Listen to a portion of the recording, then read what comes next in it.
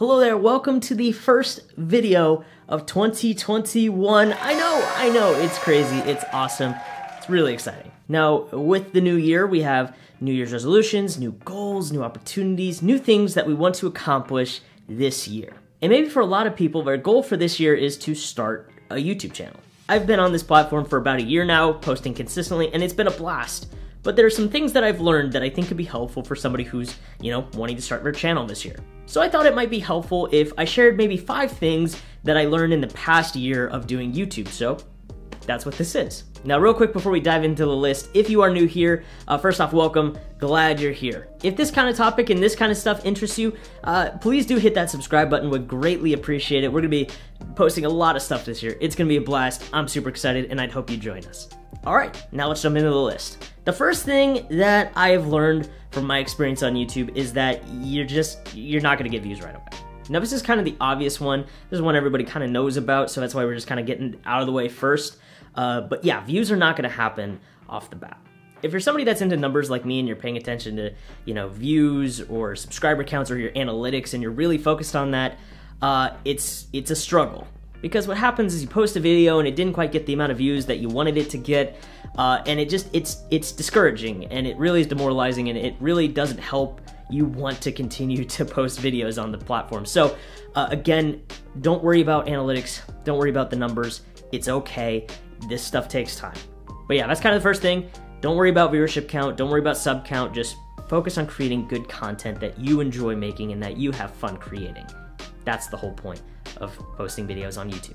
All right, the second thing that I've learned from a year on YouTube, you cannot be focused on perfectionism. Now, a lot of times what creators do is that they want to make the best video possible. They want it to be perfect. They want it to sound the best, look the best, all that good stuff. They want to make the perfect YouTube video. I've fallen into this as well where, I want my videos to look and sound as good as possible. I want it to be high quality. But unfortunately what that does is it slows you down, and so instead of focusing on posting and just getting content out, you're spending more time on meticulous things that probably aren't really gonna make all that much of a difference. And this really gets into the debate of quantity versus quality. Quality is always great. We always wanna strive for quality, but when we have quantity, when we are in a world where you need to get content out fast, you have to be consistent and you have to be posting, and you can't quite focus on quality. Now, we all want to have high quality, that's always great,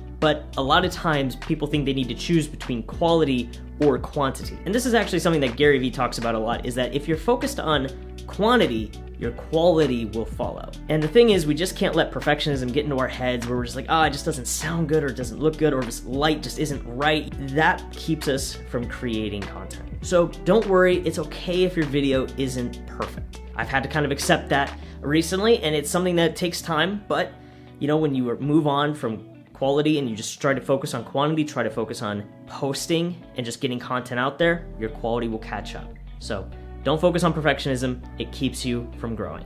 All right, the third thing I've learned this past year is you need to find a niche. Now, this is pretty stereotypical too. This is something that everybody talks about. You need to find a niche, you need to find your topic, your category where you fit. The goal is to try to stand out in a platform where everybody's already done everything, and that's kind of difficult to do. But it's still important to find a niche and to try to niche down as much as you can, to be as specific as you can, to where you are a channel that is centered around one topic, that you are an expert in this. That is kind of what YouTube is kind of moving toward. It's really hard to grow just a generic gaming channel. It's kind of like, okay, do you do first-person shooters, or do you just do Call of Duty, or do you do more adventure games? You have to be very specific with what your content is. Just take Dream, for example. He creates content in Minecraft. Now, Minecraft itself is still a fairly general topic. There's plenty of Minecraft YouTubers out there. But what Dream did was that he focused on Minecraft speedrunning. And nobody was really doing that. And so that really set him apart in the Minecraft community, and then blew up in the gaming community as a whole. So the more specific you can get, the more searchable you can be.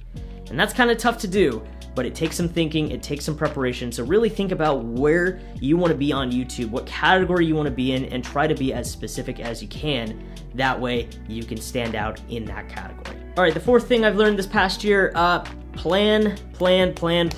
It is so important. There's an old saying that if you fail to plan, you are planning to fail. And not only does this saying apply to many things in life, but it applies to YouTube as well. Now, if you're not brainstorming enough or writing out ideas or trying to figure out what it is you want to do next in your next video or something like that, you're really going to face burnout very quickly on YouTube. So be sure you're planning out things in advance. You know, one thing I've done this year that's really helped me a ton is jotting down ideas in a notebook. I have this on my desk, and whenever I come up with a YouTube idea or I get inspired with an idea, I write it down in here. Then I'll kind of let that idea sit in my head a little bit, and then I'll start to outline the video and what I want to say, what I want to do. Like this video, for example, is outlined in here. You know, if I didn't know what I wanted to say, then I would just be blabbering to a camera for half an hour, and that's not fun. So writing down your ideas, outlining your videos, whether it's what you want to say, what you want to film, what your story's going to be, it's really going to help you out a ton with YouTube videos. And when you jot down your video ideas, you outline things, you write down what you want to film or what you want to say, it really does help raise the quality of your video. It's more intentional. It feels like there's a purpose to what is happening in this video.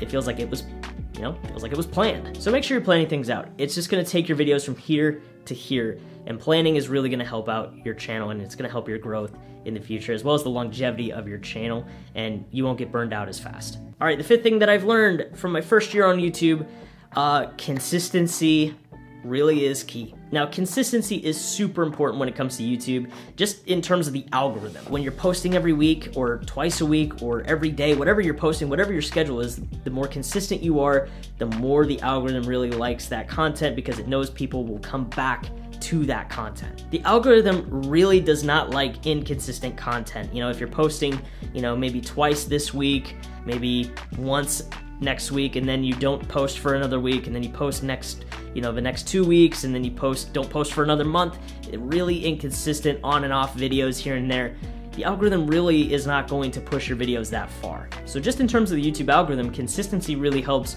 your channel grow a little bit more consistently as well. It's not so much up and down and up and down and up and down. It's more of just kind of a slow rise. And that's a little bit better. It's not so much up and down as you post randomly. But if you're posting every week, or maybe twice every week, or maybe you're posting maybe once a month, that's okay. That's consistent.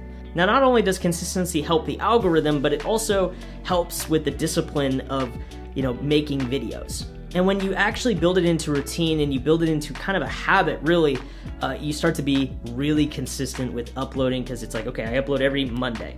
That's the goal, is to upload every Monday. It really does help you to be way more consistent, and that way you're growing more consistently as well, and the algorithm loves that too. All right, well, those were the 5 things that I have learned from 1 year on YouTube.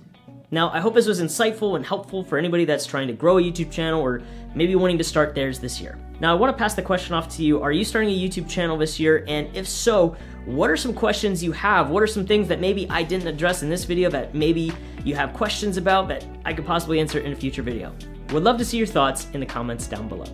But with that, that's going to do it for me. Thank you so much for watching. Greatly appreciate you. Be sure, if you like this video, hit that like button. And if you want to see more content like this, hit that subscribe button. As always, thank you so much for watching. I appreciate you, and I will see you in the next one. Man, it's weird to kind of film in this room again. It's kind of an awkward room to film in because we've got the sign back there in the middle, but I'm kind of covering it. It's kind of weird. I don't know, there's not a lot of space to work with in this room. We need a studio. That's what we need. We need a studio to work with.